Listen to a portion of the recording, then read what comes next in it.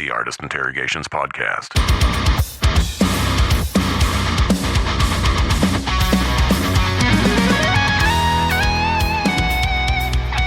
Peaches here, sitting down with Dale from Seether. Dale, how you doing today? Doing pretty good, man. How's the tour been so far? Going okay?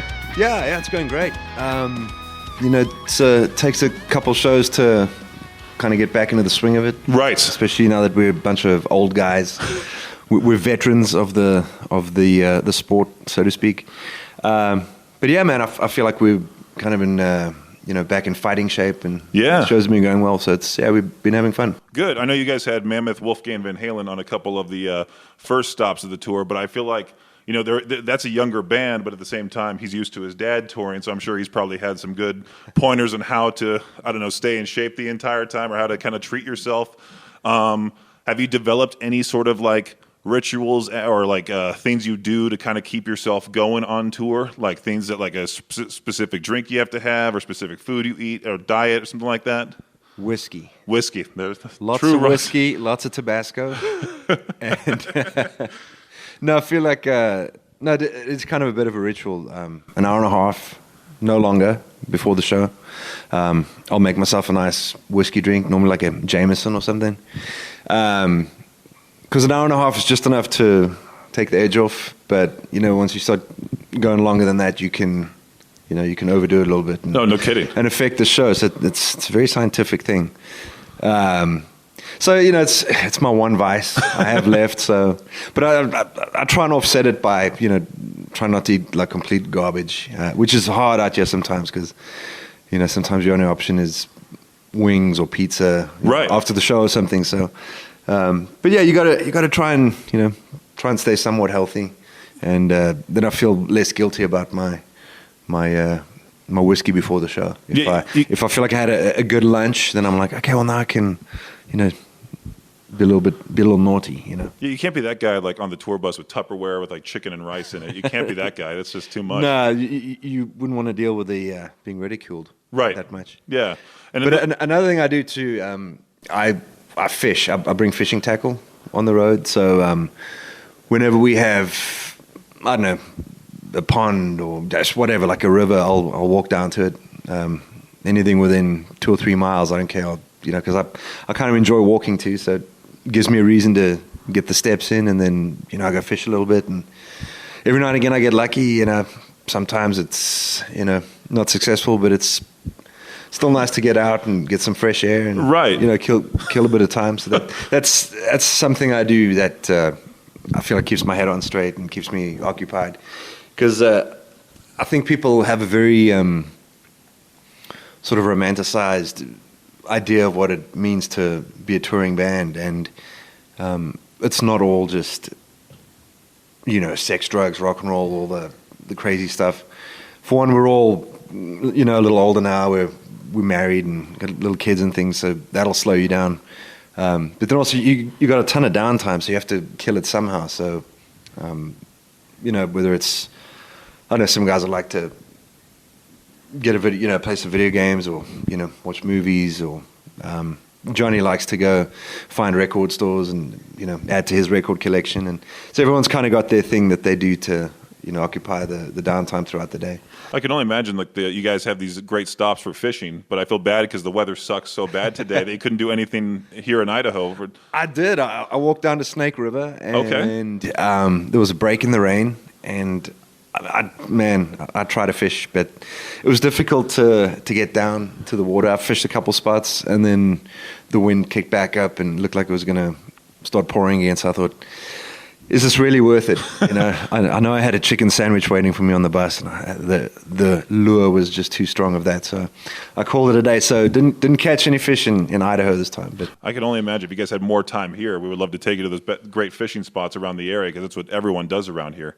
I'm from Southern California, but I've been learning where the best spots are, thanks to the locals. Yeah, I'm sure there's great fly fishing, and I heard there's even sturgeon and stuff like that here, which, those, I've yet to catch one of those, but, they get huge. So I'd like to do that at some point. But yeah, hopefully next time we come back, we have an actual day off, because, when you've got some real time, you can, take an Uber somewhere decent and fish some good water. So I'll make a point of that. You might have given me a great idea for like a fishing with Seether. Start that segment like comedians in cars getting coffee, just like us fishing with rock stars type thing. Catching nothing with Dale from Seether. Right. That's the bit. Right. Well, I think the first time I ever really heard Seether, not to make you guys feel old, but I remember Burnout Paradise back in like 2008, and I was like 12 years old at the time, and I remember hearing Fake It on the video game. It's crazy to me how like back then, like rock and metal was so music was such a huge part of video games back then. I'm trying to figure out now, like, only Grand Theft Auto is the way to go to really spread the word about your music or about any music. But hearing your first song in a video game that long ago, was it just a crazy thing to hear that? I mean, because I'd be so overwhelmed or so, I don't know what the word is for, but it'd be so cool to have something like that happen. It is. Yeah, it's definitely cool when you hear that. We've had the odd movie song as well. In a couple different movies. We haven't done, I feel like those opportunities are sort of harder to come by now, for whatever the reason is. But yeah, we used to do a lot of that kind of stuff. And it's always exciting. Like whenever you hear your song, whether it's in a movie or like you might be in the store and walking around, your song comes on, you look around and no one knows. I'm there, I got my hat, no one knows who you are, but you're like, and you don't want to be like, hey guys, do you like the song? It's my band. Right, you want them to know, but at the same time, you want them, but at the same time you don't. So it's kind of a weird thing. But the weirdest one I had like that was we were in the middle of Rome, and we'd never been there before, and we just walked into this it was like a little ice cream shop or something, and we're like, let's get an ice cream. This is way back when, like 2004 or 5. Broken was just doing really well, and so our guitar player at the time and I were in this Italian little ice cream shop, and we meet this dude, and he's like, "Hey, you guys American?" I'm like, "Well, I'm South African, but yeah, I live in America." And he's like, "What are you guys doing here?" We got to talking. We're like, "Oh, we're touring," and "Oh, what's your band?" We see there. He's like, "Oh, like what kind of music is it?" And I'm like, "Oh, this is us." And Broken happened to come on the radio in this little ice cream shop in Rome, and I was like, "Man, that's pretty cool." And the timing was great. And he's like, "Oh no way, yeah, I know that song." And so yeah, I don't think that ever gets old. Right. When you hear your song played, and especially if it's kind of an unlikely place. If you're at like a festival or maybe a certain kind, like a tattoo shop or something. But if you're like in the middle of Target and it comes on, you're like, whoa, I didn't expect that here. Going to the mom in the next aisle, hey, that's my song. Yeah. You just don't want to get in an elevator and your song comes on, because that's like, I think that's the kiss of death. So. Really? Why is that? Just doing the elevator? Just you're stuck in there and be I like, don't know, because I feel like then you're residing in the sort of the Kenny G files and the elevator music files. Yeah. I don't think anybody wants to. I don't think anybody wants to be in there. I wonder if you're ever gonna if you ever hear Seether on a classic rock station, you'd be like, oh, now I'm the old guy. Like now I'm there. Well, that's what's funny. I mean, as you go through life, like you don't feel like I feel like I'm 25, but on a daily basis, I'm reminded of the fact that I'm not by various things. But yeah, it's funny, you blink and it's like, oh, it's been, 25 years of, us being a band, playing music and releasing albums, and you're like, man, we are those old guys that, sometimes I feel like the meme of like Steve Buscemi with a skateboard. Oh yeah. The backwards hat, like, hey fellow teenagers, I feel like that guy sometimes. So it's, it's kind of weird, but I mean, it's really cool that people still care. People still want to see us play. People still come to the shows.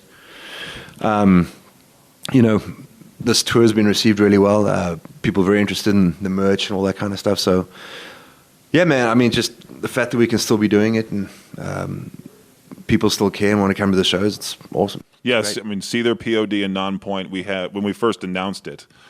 tons of people were so excited about, because this is the first major rock show of the year in this area. So of course people are always looking forward to, because around here people drive 3 hours to Salt Lake, 4 hours to Boise. So anytime there's a show that's 10 minutes away with 3 major bands, it's a huge thing. And we already have people lined up outside, and the doors open at 6, and it's 4:40. So they're going to be very wet. By the time the great weather of Idaho, you can never predict it. It's just all over the place. So. Yeah, I experienced that a bit today. But yeah, man, great to be out with those guys. We go way back with Nonpoint.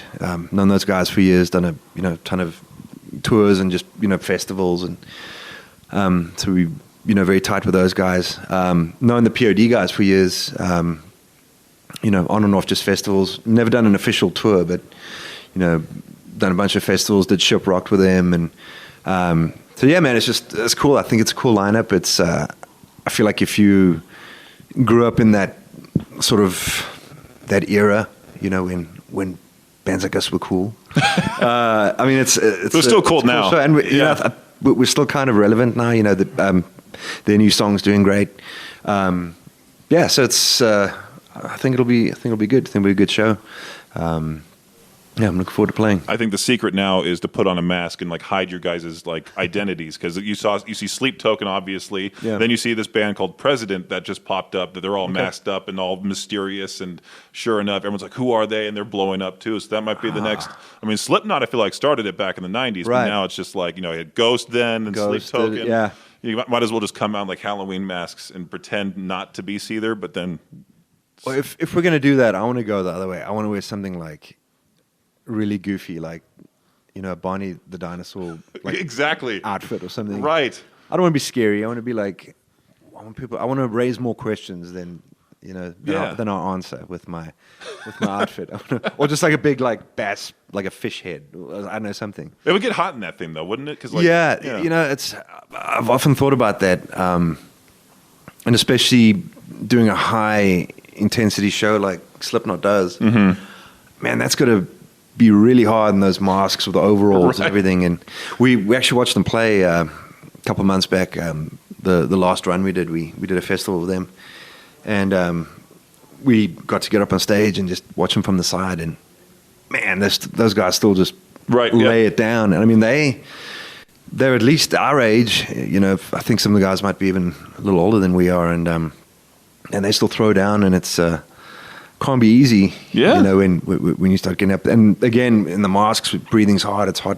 Luckily, it was kind of a nighttime show. It was a bit cooler, but yeah, man, that's dedication, and my hat's off to him. Right. Well, everyone's super excited for the show tonight. Really looking forward to it, and just thank you so much for doing this brief little chat with me. No problem, man. So thank you. Thanks for having us. The Artist Interrogations Podcast is a production of Riverbend Media Group. For more information or to contact the show, visit riverbendmediagroup.com.